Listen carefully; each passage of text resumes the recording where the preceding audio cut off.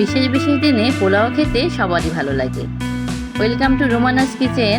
Hello everyone, আজকে আপনাদের জন্য এনেছি পোলাও রান্নার রেসিপি। এখানে আমি কাশ্মীরি সুগন্ধি চিনি গুঁড়া চাল নিয়েছি। আমি 3 কাপ পোলাও চাল নিয়েছি। খুব ভালো করে ধুয়ে আমি চালগুলোকে ঝরাতে রেখেছি। এবার আমি একটি ফ্রাই প্যানে তেল দিয়েছি। আমি ঘি এবং তেল দুটো ব্যবহার করেই পোলাও রান্না করি। তেলটা গরম হয়ে গেলে এর মধ্যে দিচ্ছি কিছু পেঁয়াজ কুচি।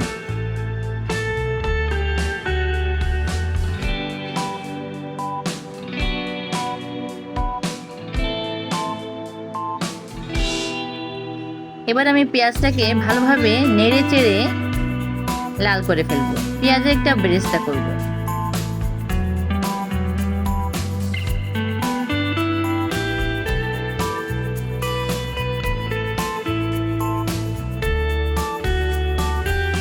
দেখতে পাচ্ছেন আমার পেঁয়াজটা লালচে হয়ে গেছে, প্রায় ভাজা হয়ে যাচ্ছে।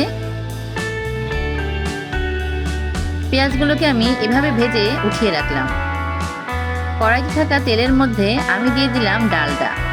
ডালডা দিলে পোলাওটা অনেক ঝরঝরে হয়। আর কিছু তেজপাতা দিয়ে দিচ্ছি।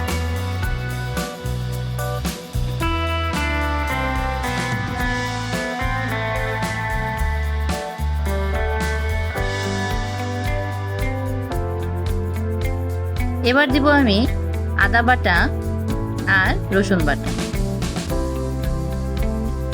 পোলাও রান্নায় আদা বাটা এবং রসুন বাটা দিলে পোলাওর টেস্টটা অনেক বেড়ে যায়।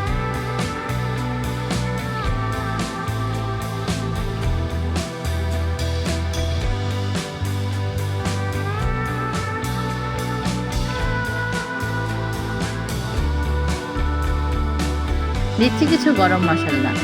এখানে আমি দারচিনি, লবঙ্গ, এলাচ আর দিচ্ছি কিছু গোলমরিচ।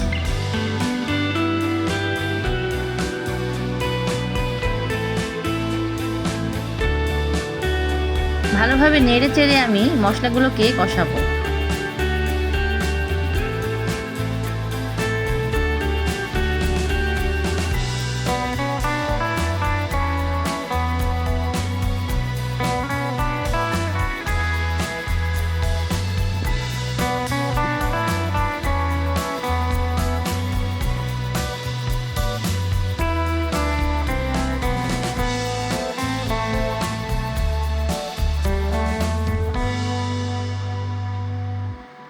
এবার আমি 2 চামচ ঘি দেব।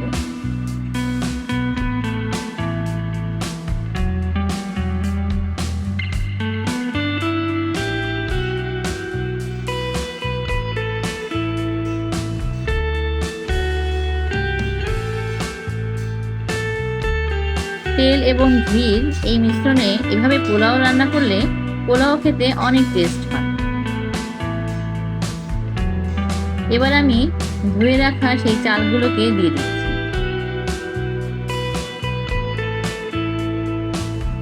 চালগুলোকে আমি নেড়ে চেড়ে ভালো করে ভেজে নেব।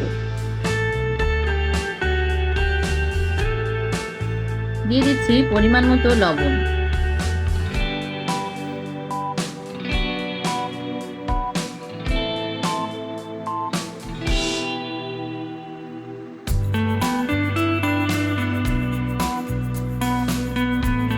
এবার আমি যে কাপে চাল মেপেছিলাম সেই কাপে ডবল পানি দিচ্ছি। আমি 3 কাপ চালে 6 কাপ পানি দিচ্ছি। আপনারা চাইলে একটু পানি কমিয়ে দিতে পারেন, কিন্তু বেশি দিলে ভাতটা ঝরঝরে হবে না। এবার আমি ঢেকে দিয়েছি।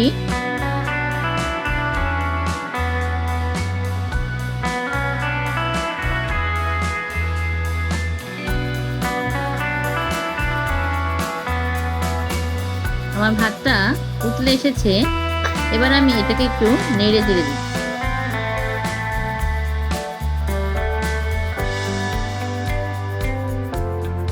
পানি যখন টেনে যাবে তখন আমি এর মধ্যে কিছু কাঁচা ঝাল এভাবে ভেঙে দেব। এটা করলে কি হয়, পোলাও ভাতের টেস্টটা আরও বেড়ে যায়।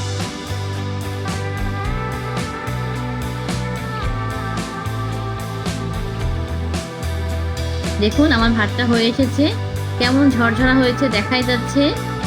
আমি এবার আমার ভেজে রাখা সেই পেঁয়াজগুলো ভাতের উপরে ছড়িয়ে দেব।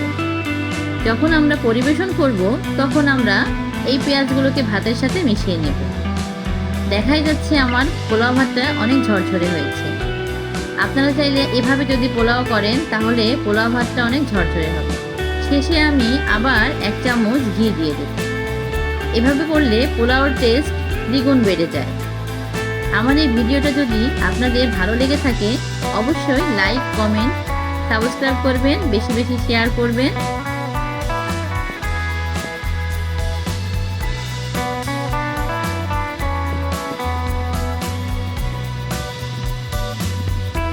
ভিডিওটা দেখার জন্য সবাইকে অসংখ্য ধন্যবাদ। সবাই ভালো থাকবেন, সুস্থ থাকবেন। আল্লাহ হাফেজ।